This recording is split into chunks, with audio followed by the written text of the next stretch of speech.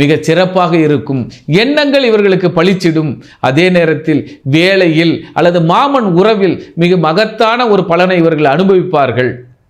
ஆக விருட்சகம் என்றால் வீட்டில் எல்லா வேலைகளும் இவர்களை செய்வார்கள்.